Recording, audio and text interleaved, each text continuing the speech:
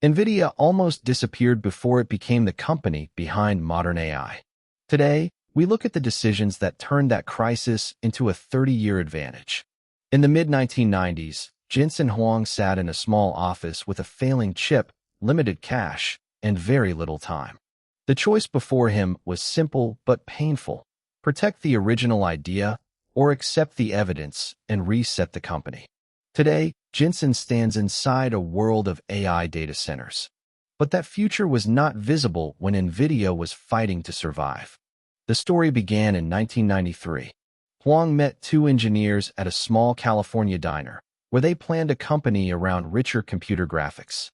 Huang already understood pressure. Years earlier, he had worked as a dishwasher and waiter, solving practical problems one shift at a time. NVIDIA's first major chip was called the NV1. It created three-dimensional graphics with curved surfaces, an ambitious but unusual approach. The wider industry was choosing triangles instead. Once Microsoft's tools supported that standard, NVIDIA's curved system became much harder for game developers to use.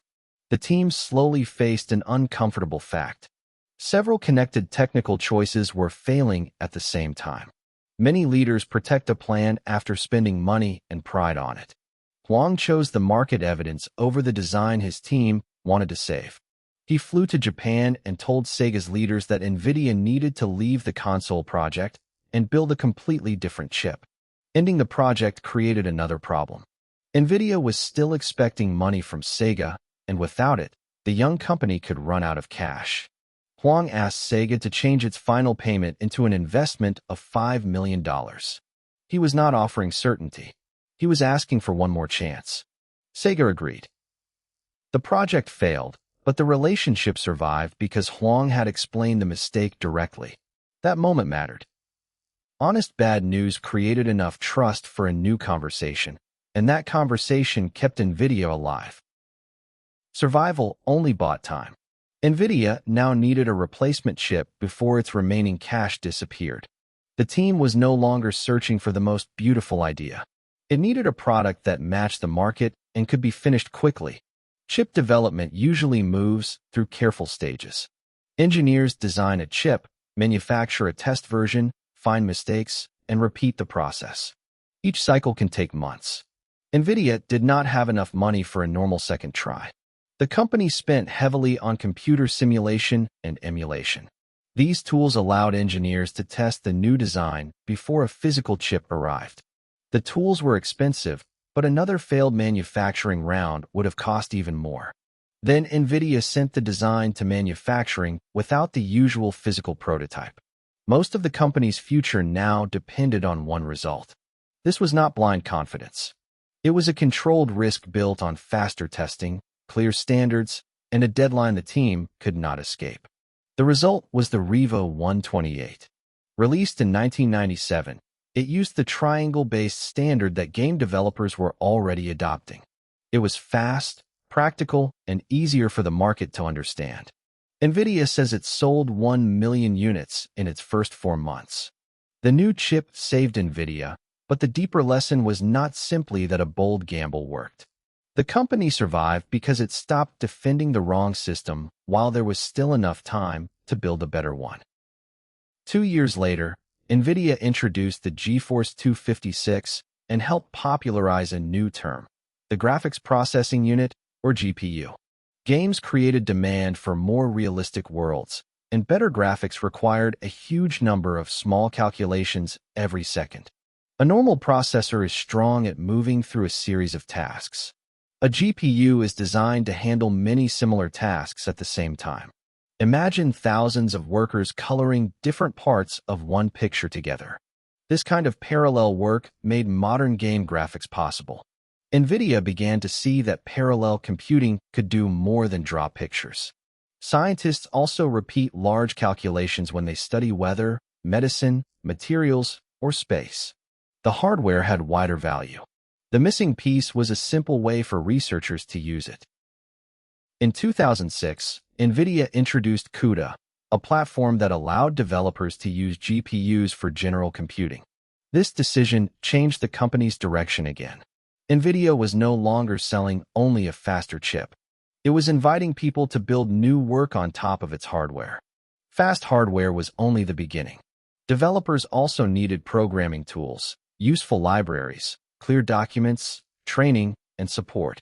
If one part was missing, researchers could choose an easier system.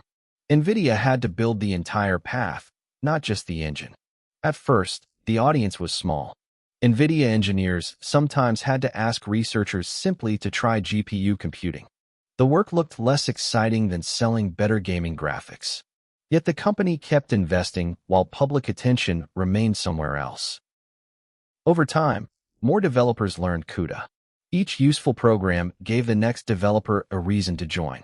Hardware, software, knowledge, and community began to support one another. The product was becoming an ecosystem. Researchers later found that GPUs could train neural networks much faster in many situations. GPUs had not been invented for modern AI. But AI training also depends on enormous numbers of similar calculations happening in parallel. As deep learning improved, demand for GPU computing grew quickly. NVIDIA already had powerful chips, mature software, and people who knew how to use both. Competitors could design another chip. Rebuilding years of tools, libraries, and developer habits was much harder. NVIDIA's strength was no longer one piece of hardware. It was a stack of connected advantages built over time. A better chip improved the software experience. Better software attracted developers. More developers made the platform more valuable. From the outside, the AI boom made NVIDIA look like an overnight success.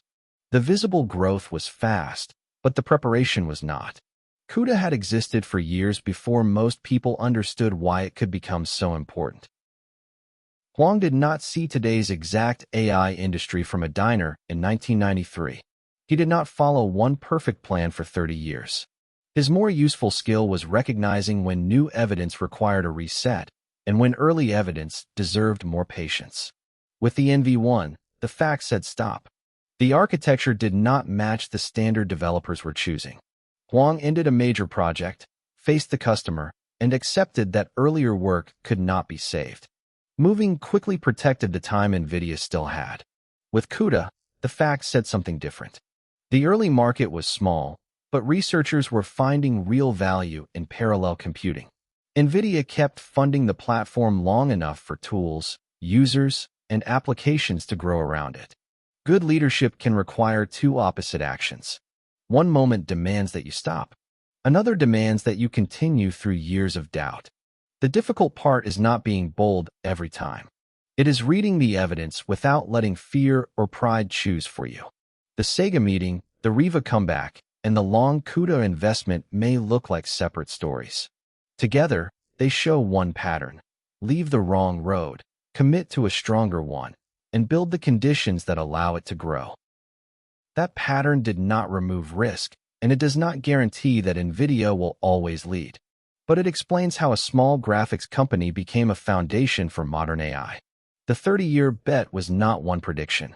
It was the discipline to reset, rebuild, and keep learning. The future often looks obvious only after someone has spent years building it.